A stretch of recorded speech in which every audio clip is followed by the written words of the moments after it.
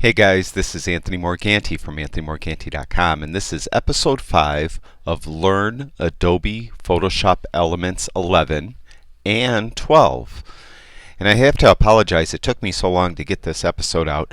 The reason being is I was busy with some other projects. That was part of it, and the other part of it was that Adobe came out with Elements 12, and I wasn't sure if I wanted to start everything all over again and do Elements 12, or if I wanted to just continue with Elements 11, or if I wanted to kind of mold them together. So I've decided to kind of weld them together. So in this episode 5, I'm going to continue doing the tool panel like I started to do in episode 4. And I believe then in episode 7, I'm going to segue into Elements 12. And Elements 12 is very similar. It has some additional features, and we'll cover everything. That way it'll be a natural transition when we get there. Before I get into this, though, if you guys could do me a favor and subscribe to my YouTube channel, I would really appreciate it. And I'd like to thank everyone who has subscribed already. Thank you very much. All right, in the episode 4, as you recall, we did the View and Select tools, and now we're going to start the Enhance tools. And I have this picture of my youngest son, Joe, probably taken about 9-10 years ago. And we're going to, it was a little snapshot I think they took at school, and as you can see, he has these red eyes. So we're going to take the red eye tool, and there's 3 different ways you could rid a photograph of red eyes. Actually, before we do that, what we should do, and what's very good habit to get in, is to never do any work on your background copy. Always make a copy of the background and do all your work on the copy. That way, if you make a mistake or you screw up or you don't like what you did, you could just throw that layer away and then make another copy of the background and start over again. So to make a copy, you have a Mac, you hit Command J. If you have a PC, you hit Control J, and that makes a copy. Now I'm going to do all my work on this layer. If I make a mistake, I just drag it up to the trash can right here and throw it away and start over again. Okay, back to the red eye tool. I mentioned there's 3 methods to rid the person's red eye. The easiest way is you just click this button right here, autocorrect, and it will just take a second and it gets rid of the red eye. You can see, though, it might not have did such a great job. This eye is a little dark, but it does, in most cases, a very good job. Now, if you have a group of people, you know, a shot of 4 people, let's say, and they all have red eye from the flash, autocorrect's the fastest, easiest way to get rid of it. So I'm going to click undo down here at the bottom. We're back to where we started. The second way you could get rid of it is you just take your cursor and you draw a square right around the eye, just like that. Then you do it again for the other eye, and it gets rid of the red eye. So I'm going to hit undo twice, once for Joe's left eye, once for Joe's right eye.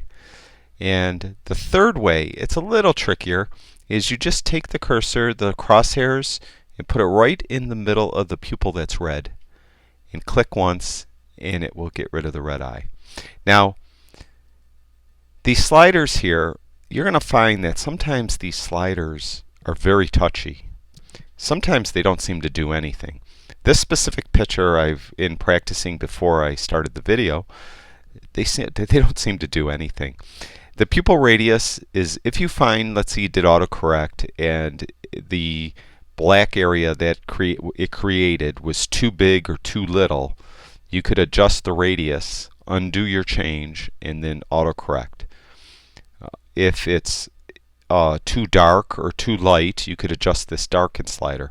Now you notice when I did autocorrect before, the Joe's right eye seemed to be a little too dark. So I'm gonna pull radius down too, because it also seemed a little bit too big. And I'm gonna pull it down a lot so you could just see what I'm talking about, how it doesn't seem to do anything. Now autocorrect doesn't have anything to do with these sliders. Autocorrect, the program, Elements is going to do it its way. So we don't want to do autocorrect. So we want to do one of the other 2 methods. So we're going to draw a square because it's real easy. And it's probably slightly better than it was before. But you could see it didn't. You would think I turned that down a lot. It was at 50% each, and now it's at 14% each. And you would think it would have not been this dark yet. But you know, it is what it is. Like I mentioned, sometimes on some pictures it's going to be real touchy, and then on some pictures like this, it won't really have any effect at all. So that's how you get rid of red eye. The next tool to the right is two tools in one. It's the healing brush and the spot healing brush. Spot healing brush is really good for blemishes and moles and things like that. And we got some on this photograph of Joe. So I'm going to zoom in a little bit by hitting Command plus because I'm using a Mac. If you have a PC, it's Control plus. So you can see he's got a little freckle right here. And what you want to do is you want to make the brush just a little bigger than the freckle. It happens to be that way now. But if you had to make it bigger, the right bracket key makes it bigger, the left bracket key makes it smaller. Also, you could control the size here, the type of brush right here. I'm going to leave it on the default brush because that's good for what I'm doing right now. And you just click once and it gets rid of that blemish. Click there, got rid of the blemish. He's got a little dot on his nose right there. Click, gone. One up here, gone. So it's as simple as that. You could go real fast. Now, it has three different types. It's on content aware. And what content aware means is right where you're going to remove the blemish, it samples the pixels all around it and tries to copy those pixels to fill in to get rid of that blemish. And it usually does a very good job. If you don't think you're doing an area, if it doesn't look like it's doing that well, do the create texture one next. That will, it's not so much used for skin, but if you're doing something, you know, trying to get rid of a stain, let's say on a blouse, it's going to take the texture of the blouse and it might do that job. It might do a better job on something like that. And if it's everything's still not working quite right, try proximity match. So all I'm doing is do content aware first, and then try the other two if it's not coming out like you want. Alright, now the next tool over is just the healing brush. Now the healing brush is it's like the spot healing brush, except you have to tell elements where to sample from. And the way you do that is, let's say I want to get rid of this little bag under his left eye, is hold the Alt or Option key in. It's Option if you have a Mac, Alt if you have a PC, and you'll see that this brush turns into like a set of crosshairs. So hold the Alt or Option key in and just click where you want to sample from once. Now come up, I want to get rid of this bag, so I'm just going to paint across it. And you'll see right when I click down on the mouse, there's a plus sign directly below the brush. That's the pixels I'm sampling. And as I move, it moves with me. Those are the pixels I'm sampling. And what it will do now, it will blend it in. See how it blended it in? And it's as simple as that. You could just take a sample area by holding the Alt or Option key and then paint away like that. In that case, I didn't take such a great sample area, but you get the idea. Also, you could a source or a pattern. A pattern is more if you're doing artwork. Right now it's set on bubbles. We'll leave it on bubbles for the heck of it. And I'm going to make a bigger brush by hitting the right bracket key. And now when I paint, you can see it just painted bubbles. And what it does, let me get rid of the brush settings for a second. What it does when you paint it, that's the color of the bubbles, but it will take the color of the skin and apply that to the pattern. So if you wanted to, you know, if you're doing, you wouldn't do this on somebody's face, obviously, but maybe you're making a frame around a photograph and you want to do some type of pattern for the frame, or maybe you're doing some artwork. That's when you would use the pattern. The mode is the blending mode, and I'm not going to get really into the blending mode for the tools in this episode. In 2 episodes we're going to be doing some layer work where I'm going to introduce you to layers and what you could do with layers. And Involved with layers is blending modes, and when I explain it there, it will take care of the tools too. Right now, if I tried to explain to you, what darken and all these other things are, it's not really in the right context to understand what that means. And when I do it with the layers and the layer masks, you'll much better understand, and then you'll know what to do with the tools when you come to it. So we're going to skip the blending modes right now. But you get an idea now how to use the spot healing brush and the healing brush. The next one is the Smart Brush. The Smart Brush is a pretty cool tool, really. You could brush in an effect. In this case, I have it set to blue skies. If you click down here on this drop down, you can see you could whiten teeth, you could make the lips red, you could make the teeth even whiter, you could put a sepia tone across your picture, a black and white photograph, a high contrast black and white. There's a number of choices here and a number of presets. I'm going to leave it on the blue sky one, and I'm going to choose the brush on the left, which is a bigger brush. The brush on the right is the detail brush, and that's it. Probably more if you were going to whiten someone's teeth, you'd want the detail brush, but we're going to use the big brush right now. And I have a really large brush already. You can make it smaller again with the left bracket key, bigger with the right bracket key. And now I'm going to enhance this blue sky. So all I'm going to do is start in the upper right hand corner and paint across, and you can see it paints the effect right on. And it actually does a selection. So it has a gradient. It's called right here, and we'll get to that in future episodes, with a layer mask. And the layer mask I mentioned, we're going to get in 2 more episodes. We're going to talk about layer masks. And all the layer masks is where it's white, it's letting the effect go through to the picture. So where it's white, which is the upper part of the photograph, is where this effect is being applied. Where it's black, it's being blocked. So nothing on the bottom. And the marching ants it created a selection, and you might want to do something with the selection, so that's why it did it. If you don't, you could remove the selection by hitting Command or Control D. D is in dog, and that means deselect. So we got rid of the marching ants. So that's how you'd use this Smart Brush to enhance a sky. And like I mentioned, there's presets here for whiten teeth and create a black and white image, stuff like that. We won't get into that right now, but that gives you an idea what the Smart Brush does. The next tool over is the Clone Stamp tool. It also has a Pattern Stamp tool. This is very similar to the healing brush, and let me show you what it does. Let's say we want to get rid of this little break wall right here. What you would do, well, first of all, I'm selected the gradient up here. We want to make sure that we're on the image, and I didn't do a really good job here. I didn't duplicate the background like I mentioned in that long spiel at the beginning. We don't want to mess around with the background. We want to duplicate it. Well, I forgot.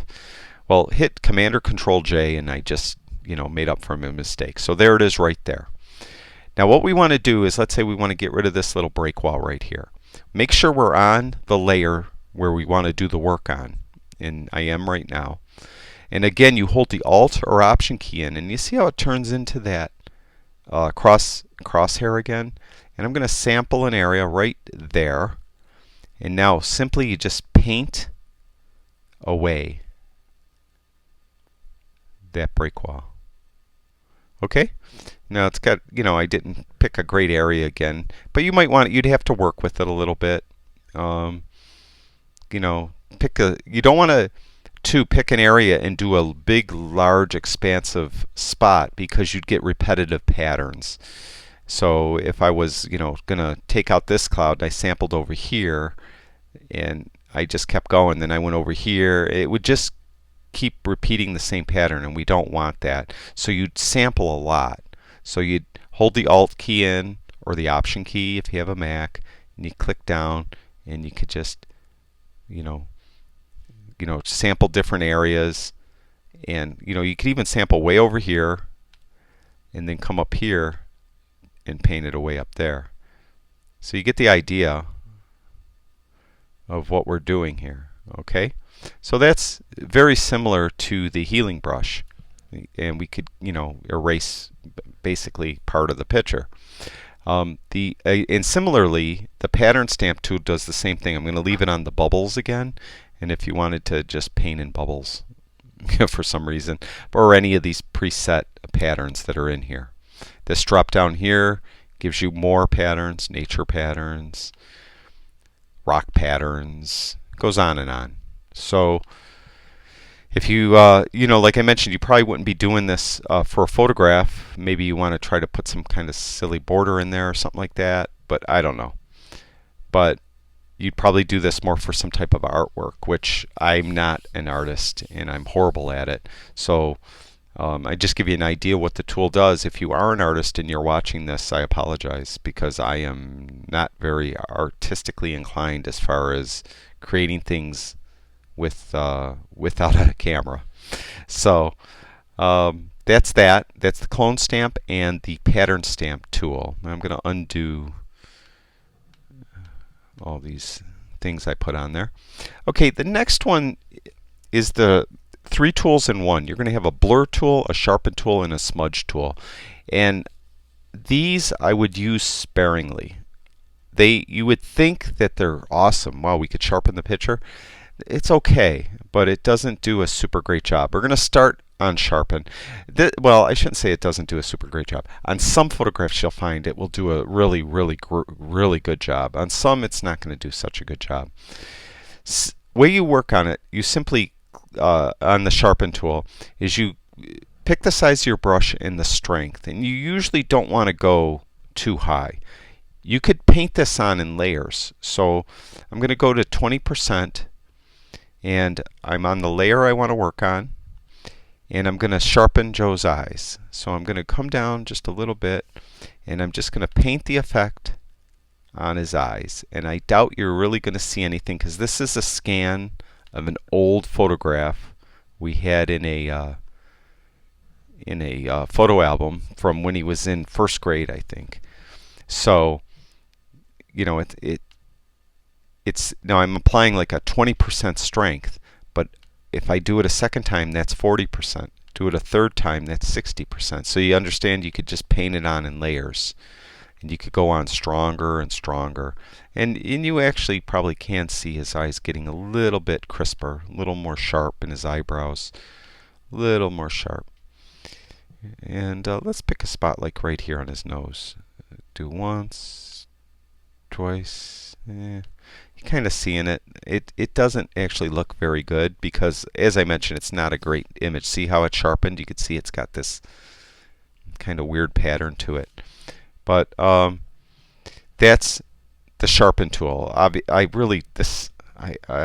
should have planned this a little better. This isn't a great photo to do it on. It's a very low resolution photo. But in this one you wouldn't really be able to see it. The first tool is the blur tool. And this, if you want to do some creative blur. Be forewarned though that this tool will it takes a lot of CPU energy, a lot of CPU power for this tool and the smudge tool to work. And I have a very fast computer, and you're going to see that this is going to take a long time to render. So again, the strength, I wouldn't go too crazy on the strength. Alright, we're going to put it just up to 30, let's say. And we're going to blur over here. So I'm going to paint a couple times, paint a couple times. It's doing a decent job now. If you go too fast though, you'll get a spinning pinwheel, and it will take a really long time to render. As you can see, I blurred this quite fast. Let's go over here, blur this. Now again, I'm putting it on at 30%. I just did a second time, that's 60%. Third time's 90%, and so on. So that's the blur tool. This will come in handy if you have, let's say, a flower and you want to kind of blur out the background. You could use the blur tool. The smudge tool, now this one will take a long time to render because it's actually moving and distorting pixels. So we're going to smudge Joe's ear. Alright, much to Joe's chagrin, I'm going to smudge it. And we're smudge this one, make him look like a Vulcan. Okay, you get the idea? That's what the smudge tool does. Now I don't know why you would do that, And I better get rid of this because Joe's going to get upset with me. But you get the idea what those tools do. There's, as I mentioned, 3 tools. The first one's blur, the second one is sharpen, and the third one is smudge. One thing I should add, on the sharpen tool you have protect detail, and you keep that checked. That helps so you don't actually sharpen something away. You keep the detail of whatever that pattern was. If you're sharpening the wings of a butterfly and there's a delicate pattern in the wings of the butterfly, if you didn't have that checked, you could actually sharpen that pattern away. So you want to protect detail, so keep that checked. The last tool we're going to talk about today is the sponge tool. And the sponge tool is effective for saturating and desaturating. Saturating and desaturating a picture. Easy for me to say. So first thing I'm going to show you on this picture, it's pretty colorful. So I'm going to jump right to desaturate. This too has a flow. That's it's kind of how wet the sponge is. The higher the flow number, the more wet the sponge is. So we'll leave it relatively high, 80%. And we're going to desaturate this shot right here. As you can see, as I paint it on, I'm going to do half of his face. And you can see it desaturated that half of his face. And down here, the other half. So we're saturating the picture. I apologize, I can't speak. Okay, we're going to undo that. And the other option I mentioned was to saturate the picture. And I think we'll go to this shot for this. And we're going to make a big brush, and we're just going to make the sky more saturated. And you can see it's just making it more blue, brighter blue. We'll make this water more blue. As you can see, and we put it on again, you could just keep adding it, and it just goes on top of each other. So you're at 82%, and you're at 164%, and so you get the idea. So that's the sponge tool. The next tool over is the dodge tool, and dodging and burning is from the old darkroom days, where you would take part of a picture. If you wanted to dodge it, that means you were making it lighter, and to burn it, you're making it darker. So you might want to dodge, to add some texture. So again, you usually leave it on midtones, because that's what you would be dodging and burning, and that would it affects the shot in such a way that it doesn't make, let's say you were dodging highlights, you could blow out the highlights. So you don't want to do that. So you would do the midtones. It's right in the middle, so you could bring them, just shade them one way or the other. Shade them light one way or shade them dark one way. And I'm just going to go on. You could see how it's making that part of his face lighter. Okay, so we're dodging that shot there. Again, the exposure is the amount of, how much you're doing it at. I just did the right side at 50%. We're going to do this at 9%. You can see this is a lot less. But we could just keep putting it on in layers. So I would suggest you start real low and then build it up. See, I'm building it up. Okay. Now I'm going to get rid of these, and I'm going to show you burn. Now burn obviously is the opposite. And we go to the next tool down, and it's the burn tool. And this works exactly the same way. We'll leave it at 50%, and we could go down here, and you could see we'll make it darker. Now we could bring this down to 12%, and you can see it's going to do less, but we'll just keep adding it up, building it up. See? That's dodging and burning. Very poor example, but just want to get you an idea, get you exposed to the tools and what they could do. And that's going to be it for this episode. In the next episode, as I mentioned before, I'm not an artist and I'm not a very good drawer, but I am going to go over the draw tools real quick. And we're going to get rid of those, get those out of the way, and then we're going to actually move into actually modifying a photograph the proper way. and show you what you could do with Elements and how powerful of a program it is. If I had to do this whole thing over, I wouldn't have done it this way. This going over the tools turned out to be a very dry, boring thing to teach, and I'm sure it's excruciatingly, painfully boring for you guys to listen to. So I apologize for that. But if you could bear with me for one more episode at this, because I'm just going to finish what I started and go through the rest of the tools, and then we're going to really get into the meat and potatoes of Photoshop Elements, and I'm going to show you guys the power of layers and blending modes and masks, and that will be in 2 episodes from now. Again, I'd like to thank everyone for watching, and thank you very much for subscribing to my channel. I really appreciate it.